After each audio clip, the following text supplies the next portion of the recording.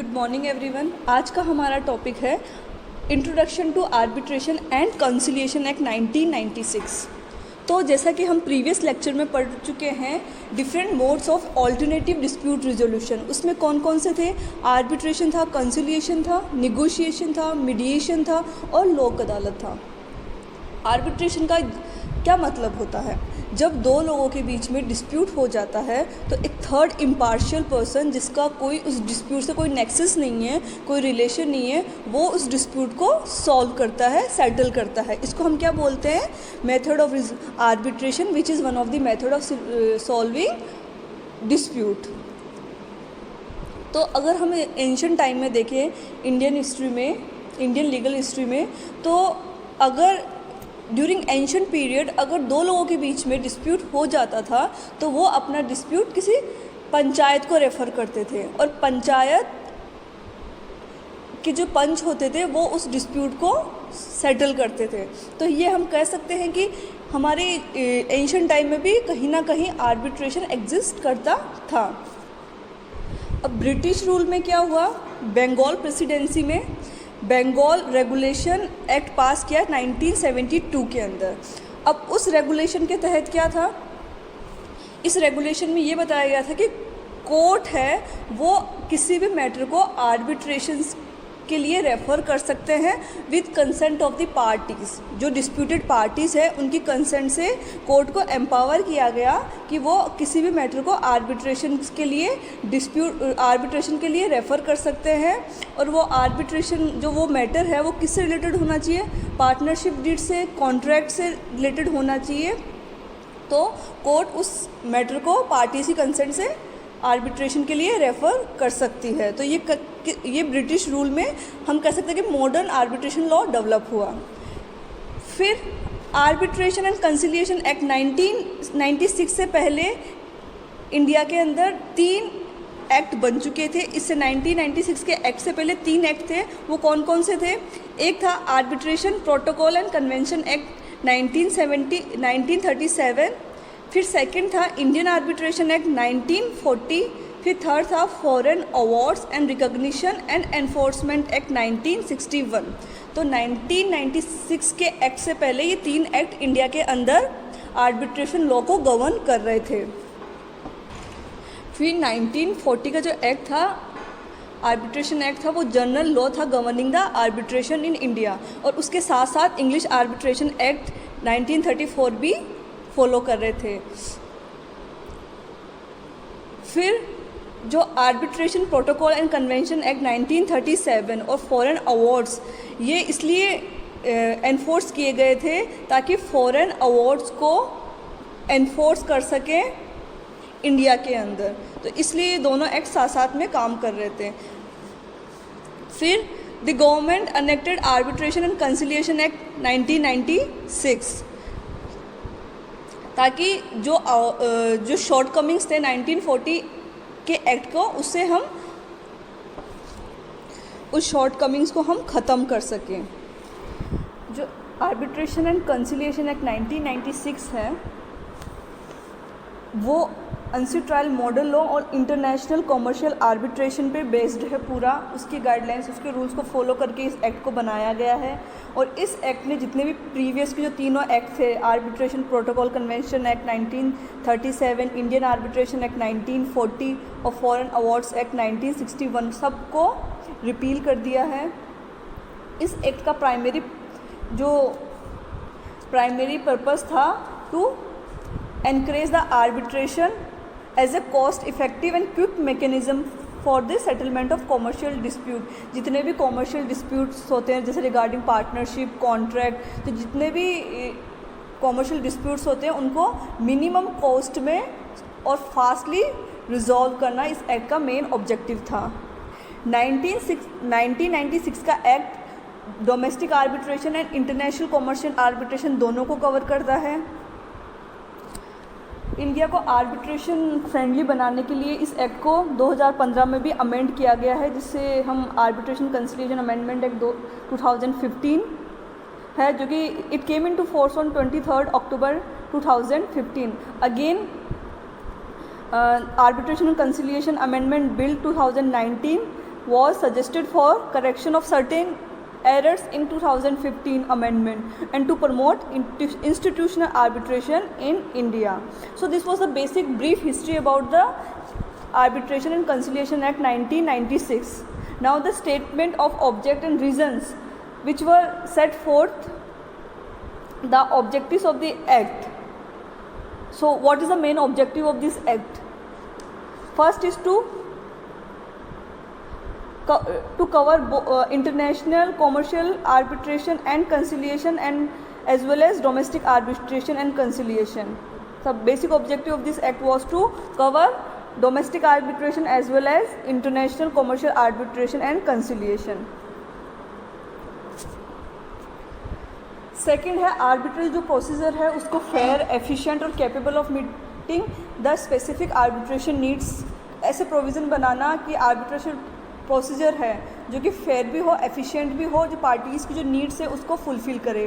Third है कि जो आर्बिट्रल ट्रिब्यूनल है, जो आर्बिट्रेशन को जो मैटर डिसाइड करता है उसे आर्बिट्रल ट्रिब्यूनल बोलते हैं. तो जो आर्बिट्रल ट्रिब्यूनल है जो भी अपना डिसीजन दे, जिसे हम आर्बिट्रल अवार्ड बोलते हैं, जो the decision which is given by arbitral tribunal is called as arbitral award. तो वो जो भी डिसीजन दे it provides reason with that decision. Fourth one is कि आर्बिट्रल ट्रिब्यूनल अपनी जुरिडिक्शन को ही फॉलो करे, अपनी जुरिडिक्शन से बाहर जाके अपना पावर एक्सरसाइज ना करे. It works with in its jurisdiction only. Fourth है कि जो आर्बिट्रल प्रोसेस होता है उस पर कोर्ट अपना सुपरवाइजरी रोल कम से कम करे. और arbitral tribunal during their arbitral proceedings mediation, conciliation और other modes of dispute resolution को फॉलो करे ताकि पीसफुल सेटलमेंट ऑफ डिस्प्यूट हो सके. और जो आर्बिट्रल ट्रिब्यूनल अवार्ड पास करता है उसको सेम स्टेटस मिले, सेम तरीके से एनफोर्स हो जैसे सिविल कोर्ट की डिक्री, सिविल कोर्ट का फाइनल डिसीजन एग्जीक्यूट होता है, सेम उसी तरीके से आर्बिट्रल अवार्ड भी एग्जीक्यूट हो. अगर कोई भी डिस्प्यूट कंसिलिएशन के थ्रू सेटल होता है तो उसको सेम स्टेटस मिले जैसे कि आर्बिट्रल अवार्ड को मिले. अगर सेटलमेंट थ्रू एन एग्रीमेंट हो गया, अगर एग्रीमेंट से कंसिलिएशन दोनों आपस में पार्टीज़ ने कंसिलिएट करके उस मैटर को सेटल कर लिया तो उस मैटर को आर्बिट्रल अवार्ड का स्टेटस मिले. नेक्स्ट है silent features of the act.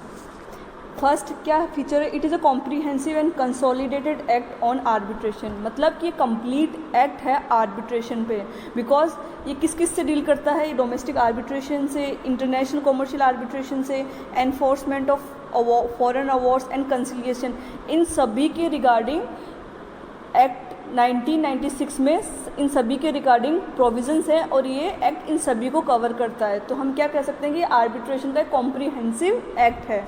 Second है कि ये एक एक्सप्लेनेटरी एक्ट है.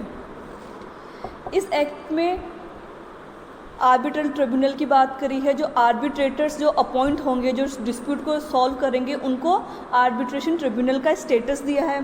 प्लस इस एक्ट में डिटेल प्रोसीजर बताया है आर्बिट्रल प्रोसीडिंग्स को लेके. तो ये एक तरह से एक्सप्लेनेटरी है, एक्सप्लेन करता है प्रोविजंस को. तो it is an explanatory act.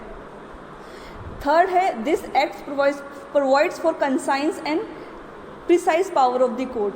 जो इसका सेक्शन 5 है वो कहता है कि जो कोर्ट है वो आर्बिट्रल मैटर्स में, आर्बिट्रल प्रोसीडिंग्स में तभी जो पार्ट 1 में जो दे रखा है, जो पार्ट 1 में जो प्रोविजंस हैं इस एक्ट के, उन्हीं में ही इंटरफेयर कर सकता है. इसके अलावा वो किसी भी प्रोविज़न में कोर्ट का कोई भी इंटरफेरेंस नहीं होगा. नेक्स्ट है ये इस एक्ट में detailed procedure for arbitration and award के बारे में बताता है. This act lays down detailed procedure for arbitration and award. For example, Chapter 5 of this Act containing Section 18 to 27. जो Section 18 to 27 है इस एक्ट के, वो डील करते हैं आर्बिट्रल प्रोसीडिंग्स से रिलेटेड. ये डिटेल्ड प्रोसीजर है जैसे कि एग्जांपल कि जो आर्बिट्रल ट्रिब्यूनल होंगे जो मैटर डिसाइड करेंगे वो सीपीसी और इंडियन एक्ट से एविडेंस एक्ट से बाउंड नहीं होंगे। दूसरा, पार्टीज फ्री है to choose procedure for their party has any procedure for dispute resolution. Next है, अगर पार्टीज कोई प्रोसीजर फेल हो जाती है चूज़ करने के लिए तो आर्बिट्रल ट्रिब्यूनल के पास पावर है कि वो अपना कोई भी मेथड प्रोसीडिंग्स के लिए चूज़ कर सकता है। तो इन सेंस एक डिटेल प्रोसीजर दे रखा है कि कोई भी डिस्प्यूट आर्बिट्रेशन के थ्रू कैसे सेटल होगा। इंस्टीट्यूशन रिकॉग्नाइज, जितनी भी आर्बिट्रेशन से रिलेटेड इंस्टीट्यूशन है नेशनल और इंटरनेशनल लेवल पे वो इस एक्ट ने रिकॉग्नाइज की है, जैसे कि Indian Council of Arbitration, London Court of Arbitration. So इस एक्ट के अंदर ये सारी आर्बिट्रेशन काउंसिल रिकॉग्नाइज्ड है।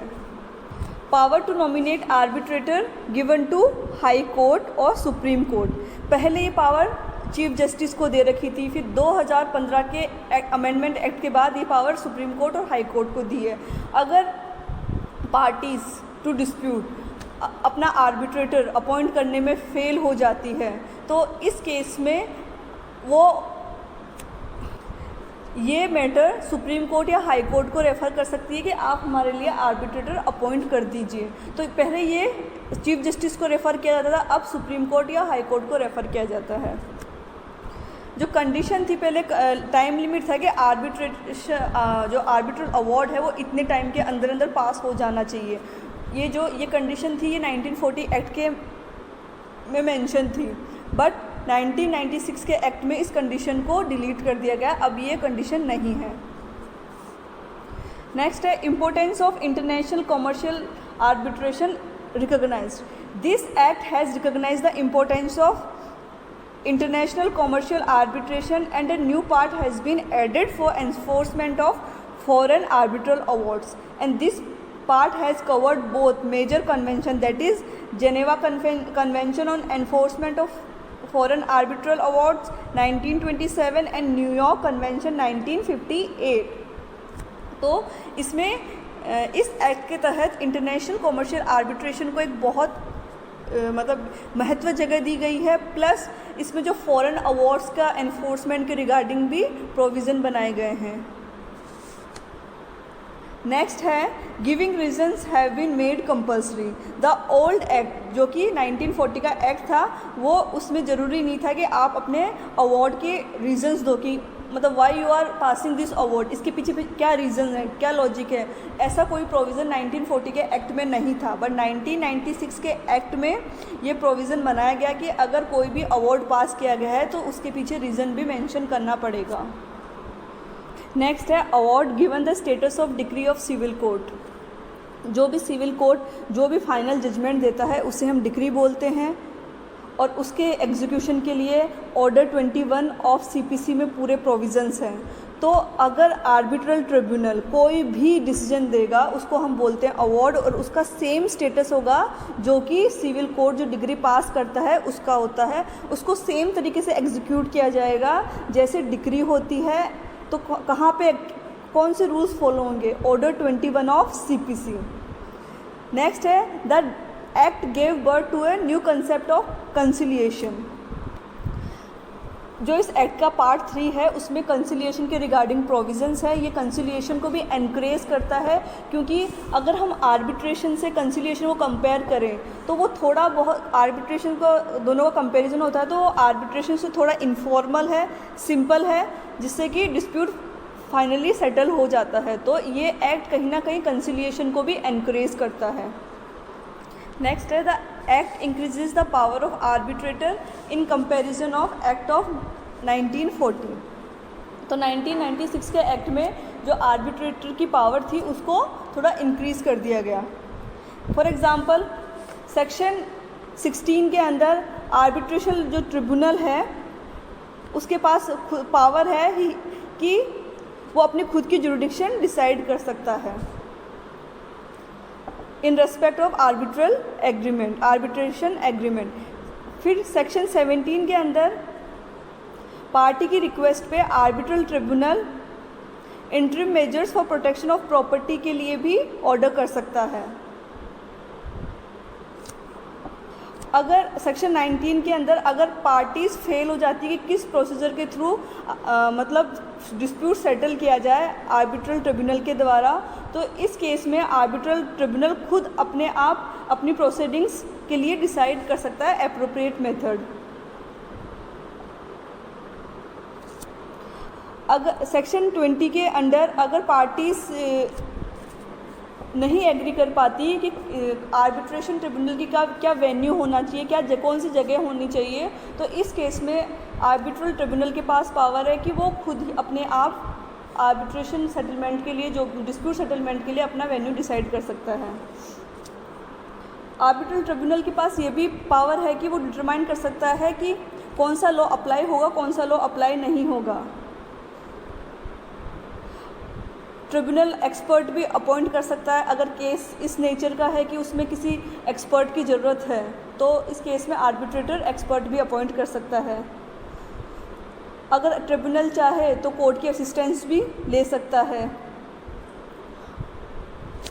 और अगर ट्रिब्यूनल के पास पावर है कि वो इंटरिम अवार्ड भी पास कर सकता है if the nature of the case demand its. इस एक्ट के तहत obstructive tactics of the parties are suppressed, which means अगर पार्टी नोइंगली किसी भी चीज़ को साइलेंट है, किसी भी चीज़ पे या कोई भी ऑब्जेक्शन रेज नहीं करती है, और बाद में अगर उसको पार्टी को किसी भी चीज़ लगता है कि उसके फेवर में नहीं आ रही है चीज़ें, सडनली प्रोसीजर के रिगार्डिंग ऑब्जेक्शन रेज कर दे, तो ये पार्टी को अलाउ नहीं होगा। अगर पार्टीज़ को regarding composition of arbitral tribunal के रिगार्डिंग अगर कोई भी ऑब्जेक्शन है, तो वो विदिन जिस दिन से आर्बिट्रेशन बना है, आर्बिट्रल ट्रिब्यूनल कंपोज हुआ है, उसके 15 दिन के अंदर अंदर ऑब्जेक्शन रेज कर सकती है।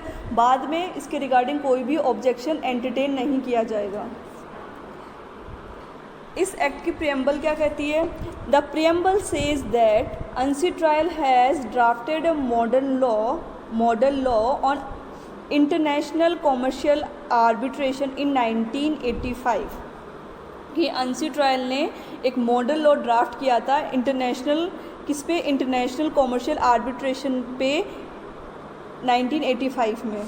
General assembly has asked its member to adopt this model law.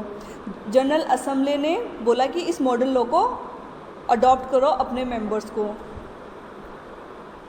The UNCITRAL had also framed tools of conciliation in 1980, and General Assembly had asked its member to adopt these rules because the said model law and the rules had made significant contribution to the establishment of unified legal framework for fair and efficient settlement of disputes relating to international commercial relations.